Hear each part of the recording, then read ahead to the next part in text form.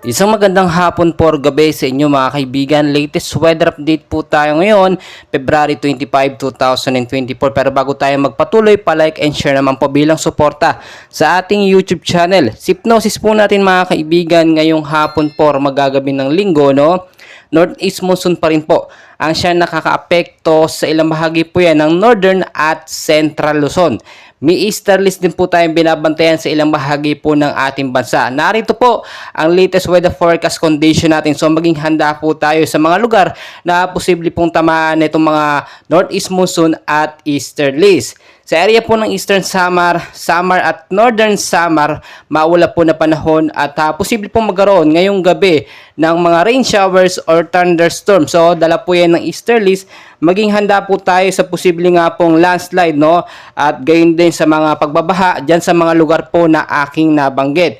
Tulad ng aking sinasabi mga kaibigan, wala naman po tayong binabantayang bagyo sa loob ng Philippine Area of Responsibility, pero maging handa pa rin naman tayo anumang oras.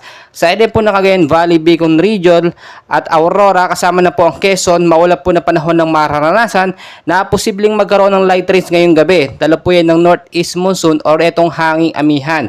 Wala naman po yung epekto masyado or significant impact, pero maging handa na rin po tayo kung aalis kayo ngayong hapon or ngayong gabi. Sa Metro Manila at ilang bahagi po ng Luzon, no, isolated light rains ang posibleng maranasan ngayong hapon hanggang sa gabi. Dulot po yan, no, nitong northeast monsoon. So wala po yan significant impact, pero maging handa pa rin tayo. Ugaliin po magdala ng payong jacket, kapote kung kayo po aalis ng inyong mga bahay para handa po tayo lagi. Mga kaibigan, tinataya po natin sa pag-asa kahit po tag-init, no, or El Nino, posible pa rin po tayo makaranas ng pag-ulan.